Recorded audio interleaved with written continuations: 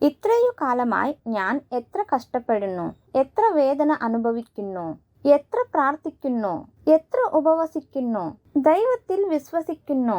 എന്നാൽ എന്തുകൊണ്ട് എൻ്റെ ജീവിതത്തിൽ ഈ കഷ്ടങ്ങൾക്ക് പരിഹാരം ഉണ്ടാകുന്നില്ല? എന്തുകൊണ്ട് എൻ്റെ ജീവിതത്തിൽ ഈ കഷ്ടങ്ങൾ? ഇനിയും എത്ര നാൾ ഞാൻ ഇങ്ങനെ ഇരിക്കണം?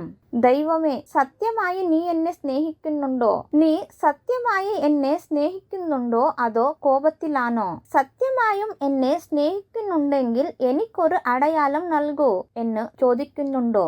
ഇല്ല. ദൈവവചനം പറയുന്നു, അവിടുത്തെ കോപമോ ക്ഷണനേരം മാത്രമാണ്, അവിടുത്തെ സ്നേഹമോ നിത്യമാണ്. അവിടുത്തെ സ്നേഹം എങ്ങനെയുണ്ട് പ്രിയപ്പെട്ടവരെ? നിത്യമാണ്. യെരേമിയാവിൽ ദൈവം പറയുന്നു, നിത്യസ്നേഹം കൊണ്ട് ഞാൻ നിന്നെ സ്നേഹിക്കുന്നു. ദൈവം എന്നെ സ്നേഹിക്കുന്നുണ്ടെങ്കിൽ, കാണുന്നുണ്ടെങ്കിൽ പിന്നെ എന്തുകൊണ്ട് എനിക്ക് ഈ കഷ്ടങ്ങൾ? എനിക്കൊരു അടയാളം വേണമെന്ന് ചോദിക്കുന്നുണ്ടോ? എങ്കിൽ നിങ്ങൾക്ക് പുതിയൊരു അടയാളത്തിന്റെ ആവശ്യമില്ല.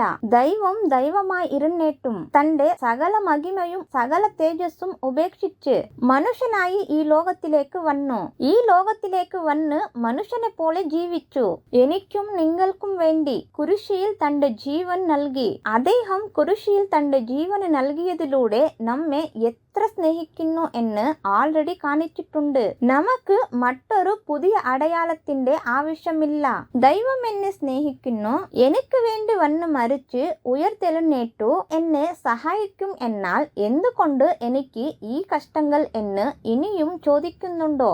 എങ്കിൽ ഇസ്രായേല്യർക്ക് ദൈവം കാനാൻ ദേശം നൽകിയിരുന്നെങ്കിലും അവർ ആ ദേശം കൈവശപ്പെടുത്തണമെങ്കിൽ അവർക്ക് പോരാടേണ്ടി ഇരുന്നു. അവർ വാളെടുത്ത് യുദ്ധം ചെയ്ത് പോരാടി. ഈ നാളിൽ ദൈവം നിങ്ങൾക്ക് എല്ലാം നൽകി കഴിഞ്ഞു. നിങ്ങളുടെ കടബാധ്യതയാകട്ടെ, ആരോഗ്യമാകട്ടെ, ദൈവം എല്ലാം നൽകിയിരിക്കുന്നു. തന്റെ ജീവൻ പോലും നൽകി. ദൈവം നിങ്ങളെ വളരെ സ്നേഹിക്കുന്നു.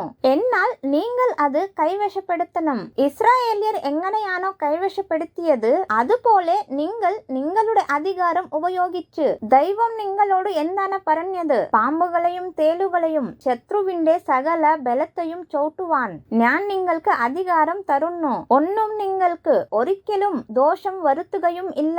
പിന്നെ എന്തുകൊണ്ട് സാത്താൻ ഇനിയും നിങ്ങളുടെ ജീവിതത്തിൽ പ്രവർത്തിക്കുന്നു? നിങ്ങളുടെ അധികാരത്തിൽ നിന്ന് പോരാടണം. വചനം എന്നും വാളെടുത്ത് നിങ്ങൾ വചനം പ്രഖ്യാപിച്ചുകൊണ്ട് പോരാടണം.